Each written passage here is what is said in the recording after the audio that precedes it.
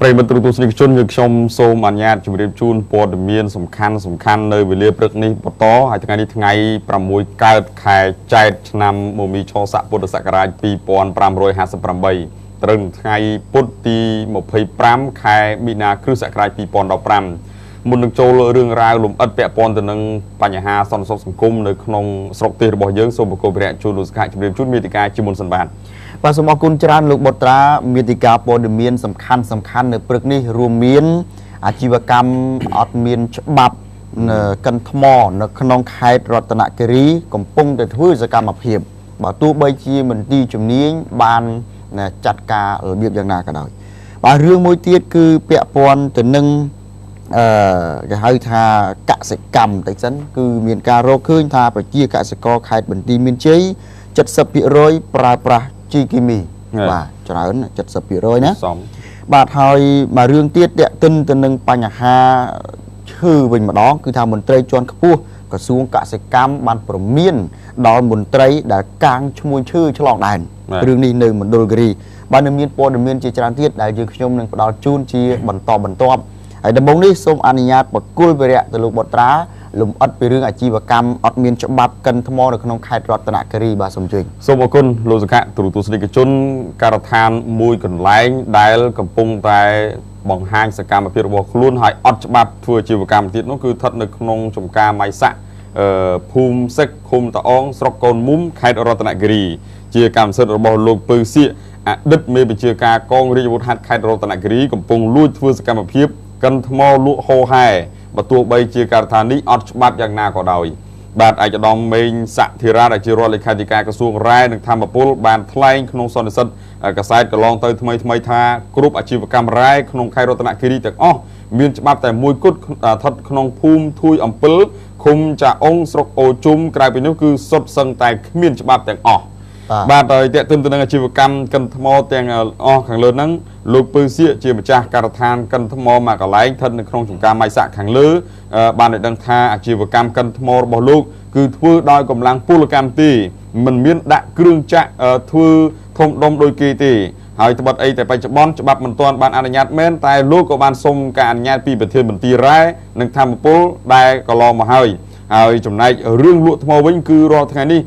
កន្លែងលោកកិនថ្មមិនច្រើនទេទាល់តែគេត្រូវការឬបញ្ជាទិញទើបកិនច្រើនយកទៅឲ្យគេនិយាយទៅឲ្យម៉ួយបាទហើយប្រធានមន្ទីរឧស្សាហកម្មរ៉ែនិងធម្មពលខេត្តលោកហ៊ុនប៊ុនឋានលោកបានឲ្យដឹងថាហេតុអីក៏នៅតែមានអ្នកលួចធ្វើសកម្មភាពកិនថ្មអត់ច្បាប់នឹងហើយពីព្រោះថាលោកបានប្រាប់ម្ដងជាពីរដងមិនឲ្យធ្វើសកម្មភាពកិនថ្មដាច់ខាតបែរមិនទាន់មានច្បាប់អនុញ្ញាតត្រឹមត្រូវនោះទេហើយករណីនេះលោកនឹងចាត់វិធានការឆាប់ទៅលើម្ចាស់អាជីវកម្មណាដែលលួចធ្វើអាជីវកម្មកិនថ្មអត់ច្បាប់សពថ្ងៃហ្នឹងហើយបញ្ជាក់ដែរថាកន្លងទៅការដ្ឋានកិនថ្មខាងលើមិនទាន់ត្រូវបានមន្ទីរឧស្សាហកម្មរ៉ែនិងធម្មពលលោកចាត់វិធានការទៅលើម្ចាស់អាជីវកម្មយ៉ាងណានោះទេបាទ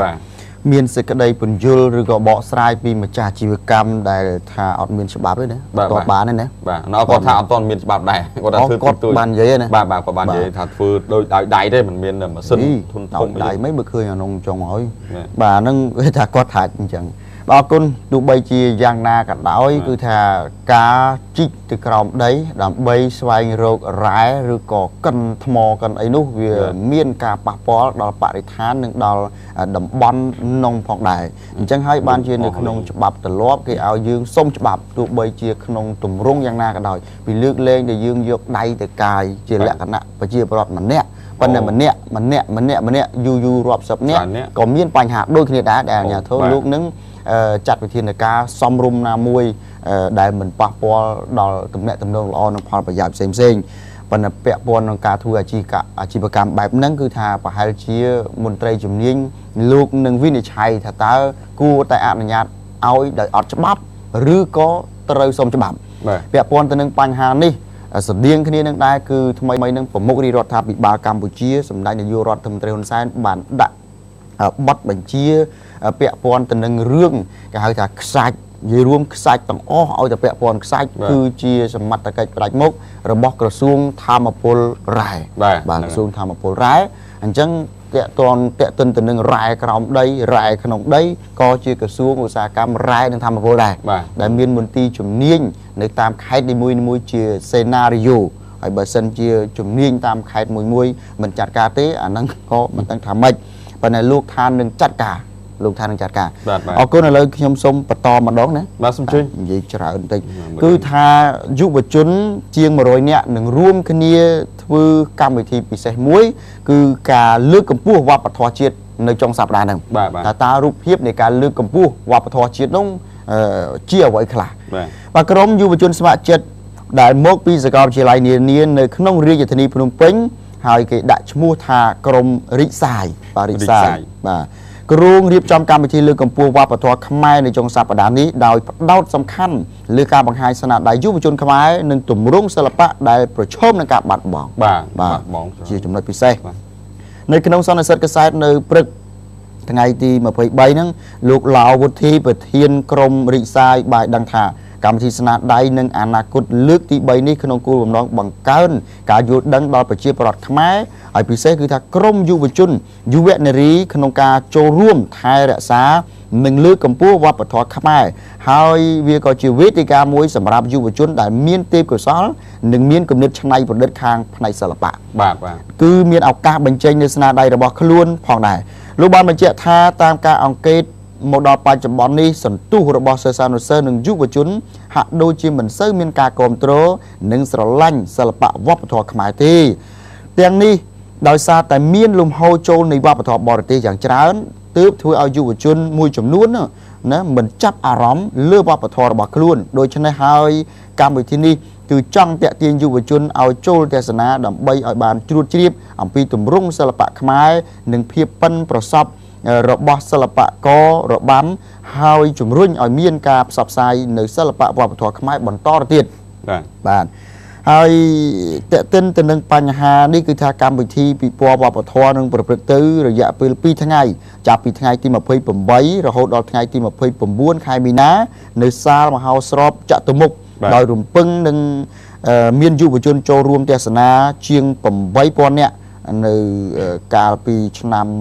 ទៅហ្នឹងគឺថាមានចំនួន5000នាក់អញ្ចឹងគេរំពឹងថាអាចនឹងកើនឡើង3000នាក់បាទហើយកម្មវិធីនេះនៅពេលព្រឹកចូលរួមដោយសេរីដូចជាសិក្ខាសាលាពាក់ព័ន្ធទៅនឹងវប្បធម៌និងការលេងល្បែងប្រជាប្រិយខ្មែរក៏ប៉ុន្តែនៅពេលល្ងាចតម្រូវឲ្យទិញសម្បត្តិសម្រាប់មើលការសម្ដែងរបាំបុរាណនិងប្រពៃណីខ្មែរហើយថវិកាដែលទទួលបានពីការលក់សម្បត្តិនិងបរិច្ចាគទៅគេហៅថាទៅជួយកុមារទីតក្របាទអញ្ចឹងពេលថ្ងៃពេលល្ងាចការសម្ដែងថ្ងៃផ្សេងគឺថាលក់សម្បត្តិប៉ុន្តែមិនបញ្ជាក់ថាសម្បត្តិនឹងតម្លៃប្រមាណទេប៉ុន្តែទោះបីយ៉ាងណាក៏ដោយគឺថាបើលទ្ធភាពមានទិញទៅដើម្បីឲ្យគាត់យកទៅបរិច្ចាគជួយដល់កុមារទីតក្ររួមចំណែកជាមួយនឹងរាជរដ្ឋាភិបាលជាមួយនឹងកាកបាទក្រហមនិងផ្នែកផ្សេងនៅទីទៀតដែលពាក់ព័ន្ធបើហើយផ្សារភ្ជាប់នឹងរបាំប្រជាប្រិយប្រពៃណីវប្បធម៌សិល្បៈខ្មែរនេះគឺថាសហភាពសហព័ន្ធយុវជនកម្ពុជាដែលដឹកនាំដោយអាដាមហ៊ុនម៉ាណីនឹងរៀបចំនៅព្រឹត្តិការណ៍យក្សគេព្រឹត្តិការណ៍យក្សហ្មងទៅអង្គរសង្ក្រាន្តនៅសៀមរាបបាទដែលមាននំសំយក្សអង្រុតយក្សមុខយក្សអូស្អីទៅយក្ស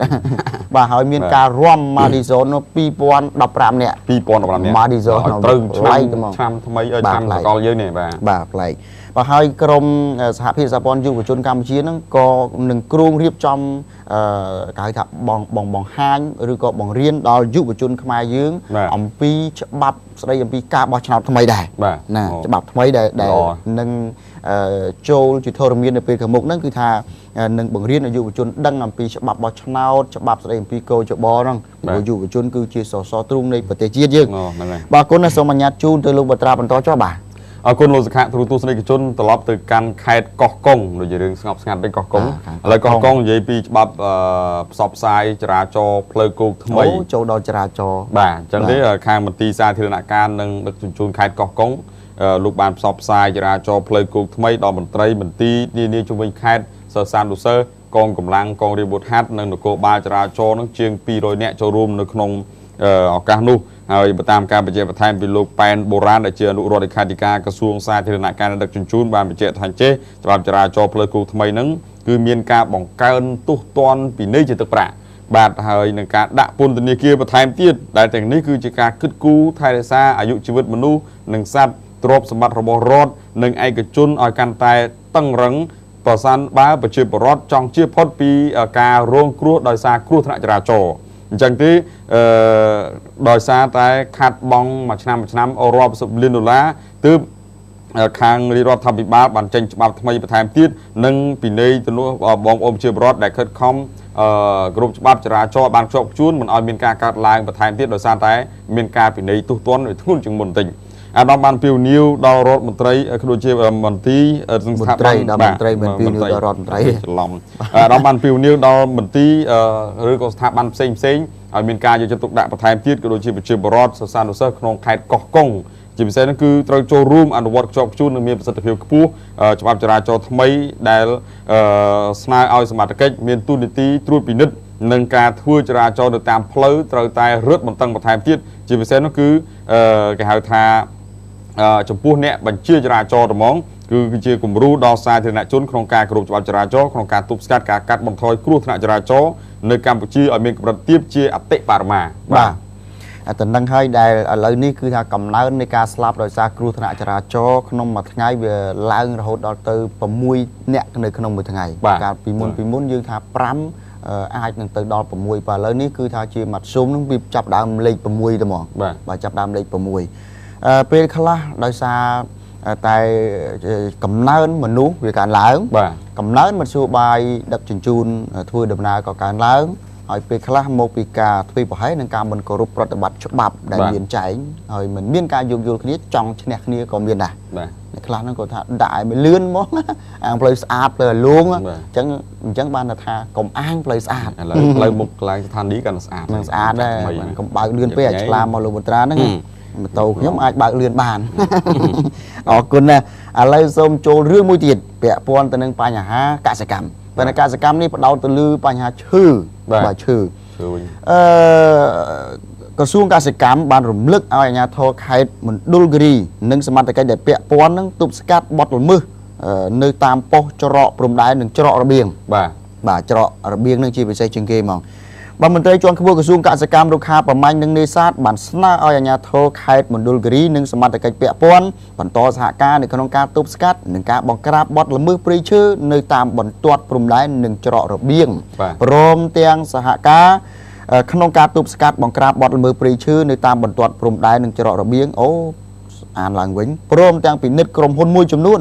ដែលមិនគោរពតាមគោលការណ៍របស់រាជរដ្ឋាភិបាលកម្ពុជាបាទនៅក្នុងកិច្ចប្រជុំផ្សព្វផ្សាយនិងពង្រឹងការអនុវត្តបទបញ្ជាលេខ02 បបបាទចុះឆ្នាំ2013ហ្នឹងរបស់រាជរដ្ឋាភិបាលកម្ពុជានៅសាលាខេត្តមណ្ឌលគិរីកាលពីព្រឹកថ្ងៃ23ឯកឧត្តម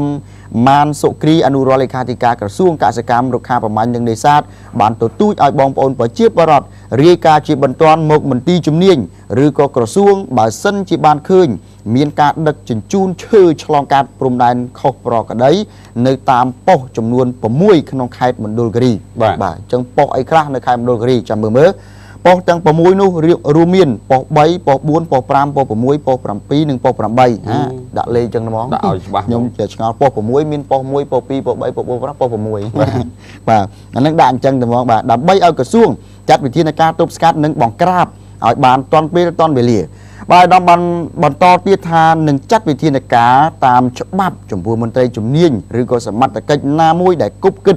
ឬក៏ធ្វើជាបង្អែកដល់ឈ្មួញក្នុងការដឹកជញ្ជូនឈើពិនិត្យខុសច្បាប់ឆ្លងដែនទៅលក់នៅប្រទេសវៀតណាមបាទឯកឧត្តមបានបញ្ជាក់ដែរថាក្រមជំនួយការលេខាធិការដ្ឋាននឹងចេញលិខិតដើម្បីឲ្យអាជ្ញាធរមណ្ឌលគិរីនៅមានមូលដ្ឋានធ្វើការជាមួយក្រុមហ៊ុន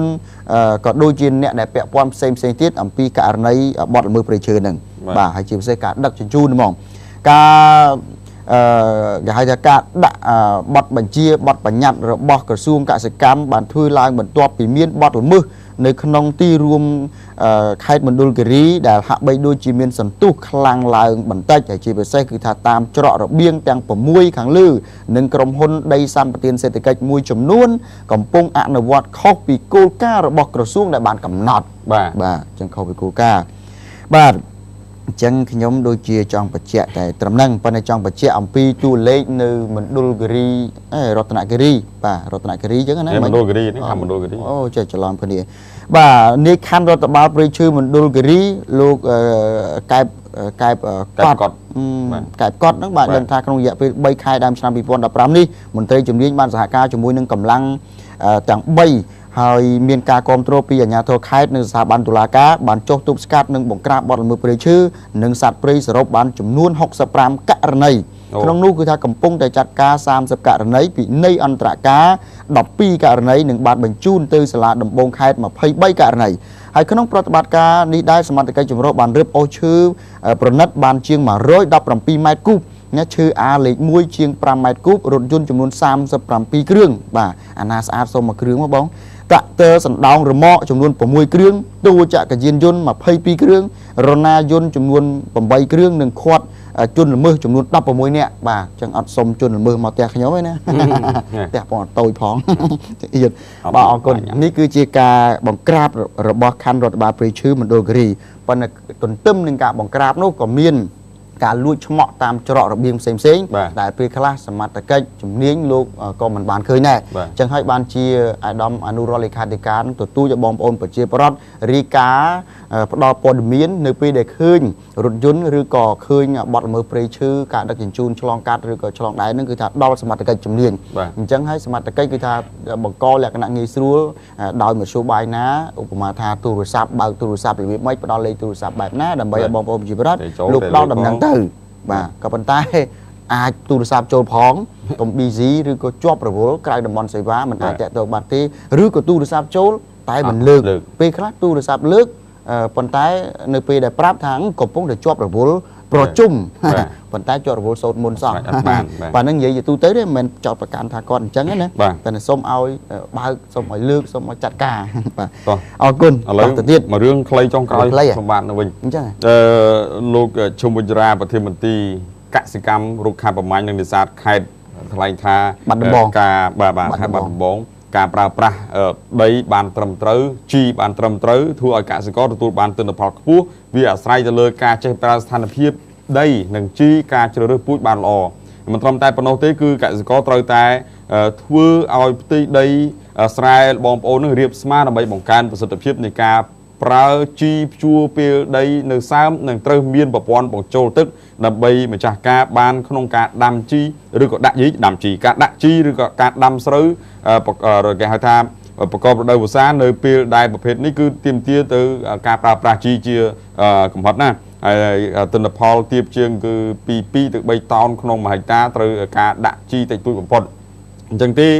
លោកសាស្ត្រាចារ្យបណ្ឌិតវៀនប៉ាវីដែលជាសាស្ត្រាចារ្យជាន់ខ្ពស់នៃសាកលវិទ្យាល័យកើនធើបានថ្លែងថានៅលើដី3ក្រុមធំគឺដីល្បាប់ត្មងដោយទន្លេបឹងចាក់បំពេញទី2នោះគឺជាថ្នាក់កម្មចណ្ដាលមានល្បាប់ចាស់ស្ទាប់ដីនៅមានល្បាប់ច្រើននិងទី3ជាដីថ្នាក់កម្មចណ្ដាលមានល្បាប់ចាស់នោះគឺសណ្ដប្រមូលផ្ដុំអ្នកស្គាល់យល់ដែរពាក្យសណ្ដប្រមូលផ្ដុំណានៃស្ទាប់មានដីលាយនឹងដីឥដ្ឋហើយលោកថាតាមការស្រាវជ្រាវរាល់ក្រុមដីមានលក្ខណៈពិសេសនិងជាតិគេហៅថាជីជាតិខ្ពស់ខុសនោះគឺហេតុនាំឲ្យគេហៅថាដើមស្រូវដាំដុះលូតលាស់ល្អប្រសើរហើយស្រូវទទួលបានទិន្នផលខ្ពស់ត្រូវដាក់ជីឲ្យបានសមស្របសម្រាប់ក្រុមដីនីមួយៗហើយក្រុមដីហ្នឹងគឺឃើញនឹងមានតំបន់ជិតទន្លេសាបបឹងទន្លេសាបហ្នឹងនឹងតាមមាត់ស្ទឹងសង្កែដូចជាចាប់ពីស្ទឹងមង្គលបុរីដែលលិចទឹករយៈពេល3ខែឬយូរជាងហ្នឹងវាសមស្របបំផុតសម្រាប់គេហៅថាដំណាំស្រូវឡើងក្នុងរដូវវស្សាហើយលោកបន្តថាបាទហ្នឹងហើយលោកបន្តថាGNPK ហ្នឹងគេនិយាយចំហ្មងណា GNPK សញ្ញាក្បាលកបីក្រុមហ៊ុនបានផលិតបាន1តោនក្នុងមួយឆ្នាំ1លានតោនក្នុងមួយឆ្នាំសម្រាប់ផ្គត់ផ្គង់នៅក្នុងប្រទេសវៀតណាមផងឡាវផងកម្ពុជាផងមីយ៉ាន់ម៉ានិងថៃដែលក្រុមប្រឹក្សាបច្ចេកទេសច្រើនក្នុងក្រុមហ៊ុនដើម្បីជួយទៅដល់ប្រជាកសិករក្នុងការផលិតស្រូវនិងមិនថាតែកសិករក្នុងតំបន់ទេគឺក្រៅតំបន់មានប្រទេសអ៊ីតាលីនិងហូឡង់ក៏ប្រើដែរ GNPK ហ្នឹងអញ្ចឹងទេមួយចំនួនទៀតក៏កំពុងជ្រើសរើសសម្រាប់ប្រើប្រាស់ជីបានល្អប្រសើរសមស្របបាទទន្ទឹមនឹងការប្រើប្រាស់ជីដែលប្រើធនធានថវិកាសម្រាប់យកមកដាក់ស្រែដាក់ស្រូវរបស់បងប្អូនប្រជាពលរដ្ឋ ក្រសួងកសិកម្មកន្លងទៅជាគោលការណ៍របស់រដ្ឋាភិបាលគឺថាជំរុញធ្វើយ៉ាងម៉េចឲ្យបងប្អូនប្រជាពលរដ្ឋហ្នឹងគឺប្រើជីធម្មជាតិឲ្យបានច្រើនដែរបាទ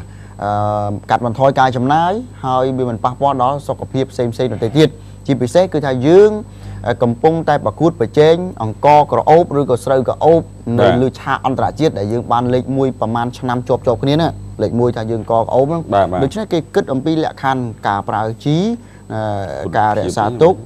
ការដឹកជញ្ជូនផ្សេងៗបីខ្ចប់អានេះគេគិតអញ្ចឹងណាបាទហើយពាក់ព័ន្ធរឿងបច្ចេកទេសកសិកម្មនេះខ្ញុំចាំបានថាប្រមូលរដ្ឋាភិបាលកម្ពុជាបានរំលឹកឲ្យក្រសួងកសិកម្មណាធ្វើយ៉ាងម៉េចបោះសិភៅពាក់ព័ន្ធនឹងកលឹះធ្វើស្រូវធ្វើស្រែចិញ្ចឹមមាន់ចិញ្ចឹមទាដាំដំណាំដុះអីហូរហែហ្នឹងឲ្យបងប្អូនប្រជាពលរដ្ឋនៅតាមតំបន់ជនបទអាចមើលអាហ្នឹងហើយគាត់អាចយកទៅអនុវត្តបានបាទដឹងថាតើបោះពុំឲ្យនៅខាងក្រសួងកសិកម្មបាទអរគុណនៅពេលនេះយើងខ្ញុំសូមអនុញ្ញាតសម្រាប់តែត្រឹមនឹងសិនហើយតិចទៀតយើងខ្ញុំនឹងផ្ដល់ជូននៅព័ត៌មានសំខាន់បន្តទៀតជូនដល់បងប្អូនកំពុងទស្សនាបាទ